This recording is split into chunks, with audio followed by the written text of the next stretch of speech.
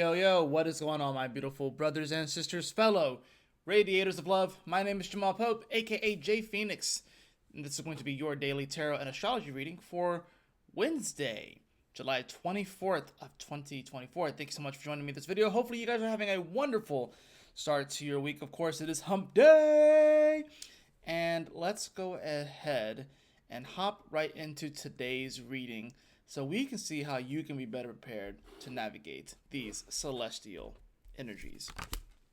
I have the Eight of Wands in reverse. This means the energy is actually slowing down a little bit.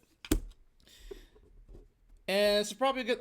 It's interesting with the Eight of Wands. It feels like things have been happening rapidly and fast, and things have been moving. But things are starting to slow down, and it does make sense. Even though it does feel like there's a lot of things happening, there's a lot of events happening in the world, but we are having energy starting to slow down. Mercury is starting to slow down.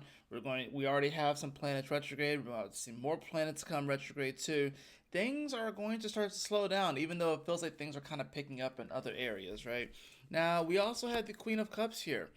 You know, this is about having that emotional intelligence to know how to navigate, trusting your intuition, if you will.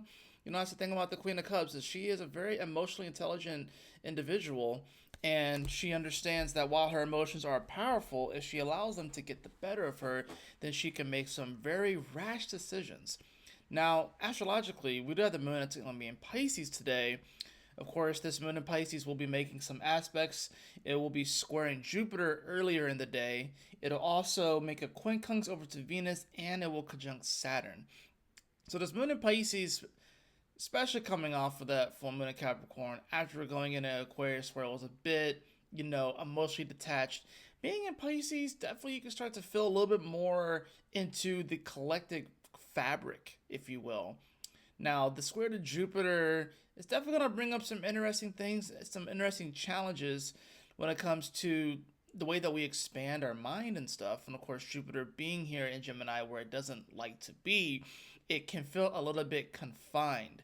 And especially with the planet Mars that's now in Gemini, it's kind of interesting here where we're kind of getting this expansion and contraction kind of energy. We'll probably start to feel the contraction more, especially as Jupiter gets closer to its square with Saturn. Now, but this moon in Pisces, like I said, it is bringing it is kind of tempering the energy a little bit compared to that radical full moon in Capricorn, and like I said, an Aquarius moon that had us feeling rather detached from things. So it's an interesting energy with this moon in Pisces, how we are kind of being tempered and kind of cooled off a bit, so we can kind of collect our thoughts and try and like really feel more into what is really real here, especially with a quincunx to Venus, of course, which is here in Leo, and they're going to quincunx right in the middle, like at 15 degrees. So Venus, of course, is trying to catch up to Mercury. It will catch up to Mercury.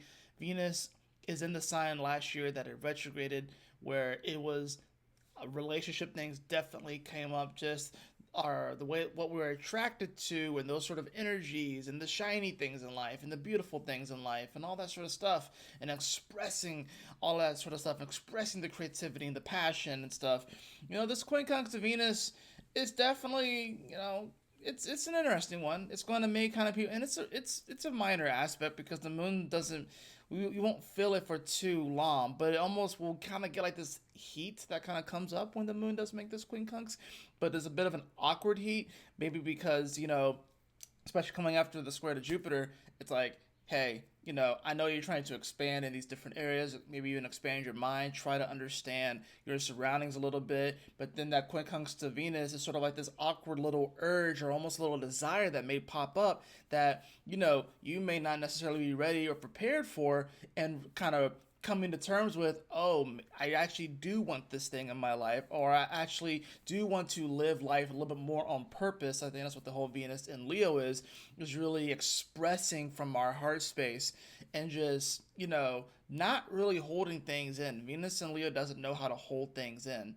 Then it's going to conjunct Saturn. Right? So there's going to be this interesting energy where it hits two of the benefics, the moon, and then it hits one of the malefics. So there's sort of like this expansion, expression kind of quality to the day. And then when the moon hits Saturn, there is a bit of a contraction energy where it's like, okay, how can we frame this energy? How can we focus this energy? Even though Saturn is in Pisces, how can we take these beautiful things, these dreams that we may have that we're starting to feel more into, or even the collective fabric of things? How can we kind of hone in on these things and kind of focus them so we can manifest those awesome things in our life that we really want to manifest?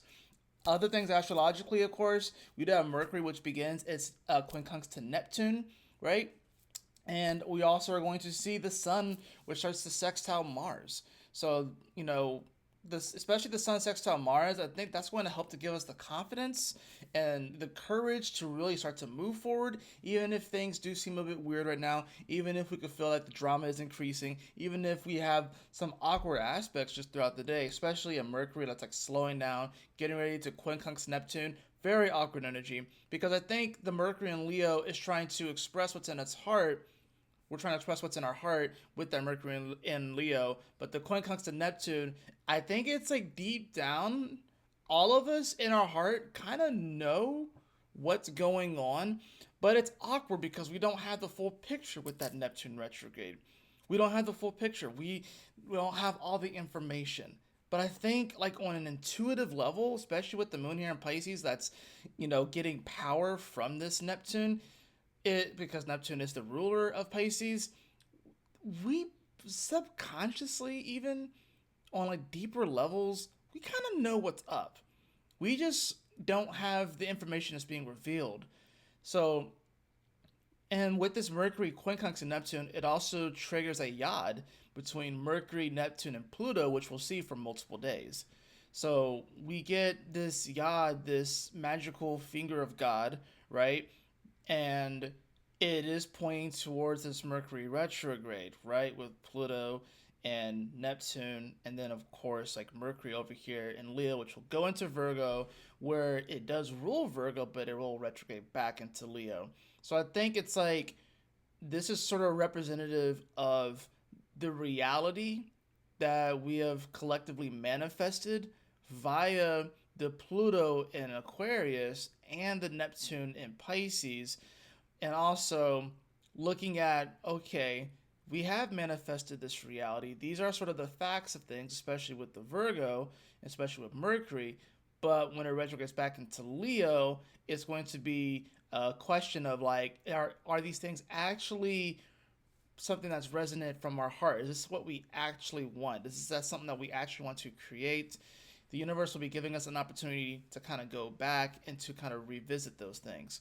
Mars sextiling the sun, which does start today, but it will continue into Thursday, of course, will give us the confidence and the courage to really move forward, have those conversations, and really move forward in powerful, creative ways. Also, kind of makes the energy a little bit lighter too.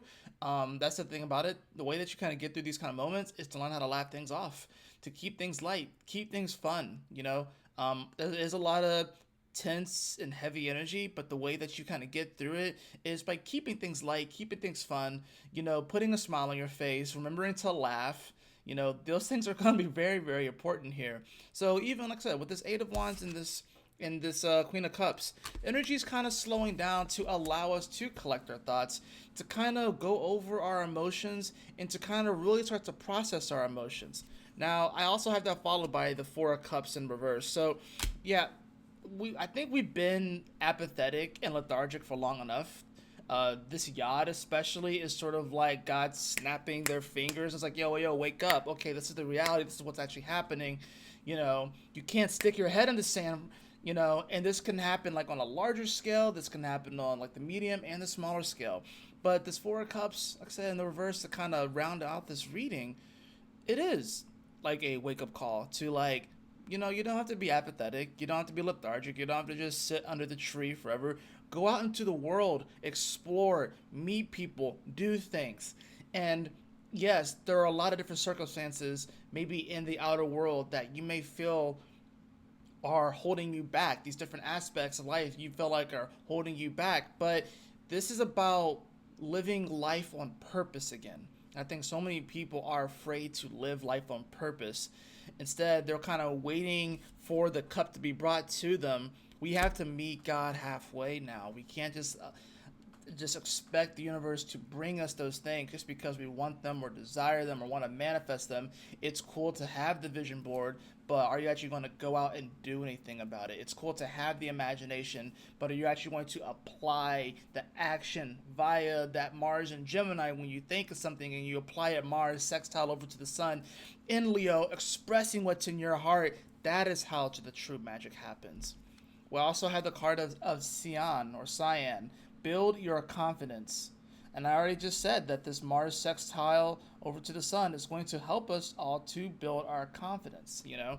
And it's interesting, I look at this card too because, you know, this card reminds me of one of my guides actually. One of my guides, this card does remind me of, and this was a particular guide that did help.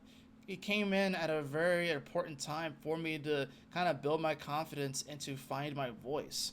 So this could be a great day to maybe even work on like your throat chakra, you know, to actually really express what's in your voice. Whether, I don't know, maybe you make your own video, maybe you do some journaling, you do some writing, or you open up that conversation with that person. You go for that thing that you want. Open up the conversation, start the conversation, and actually start to take some deliberate and purposeful action towards the changes in your life that you want to see. That's going to do it for your daily tarot and astrology reading. I trust that this message will assist you on your journey today. If you found this message at all helpful, definitely appreciate it if you like, share, and subscribe, of course. But other than that, y'all take care, stay blessed, have a wonderful hump day, and I will see you all on the next video, which of course will be the Cosmic Convergence. I'll be posting the link to that live soon as I schedule it. So it'll probably happen like 4 or 5 o'clock in the afternoon or something like that on Wednesday. But anyways, y'all take care on Wednesday. Of course, I'm filming this the day before. But anyways, y'all take care. Stay blessed. I'll see you all soon.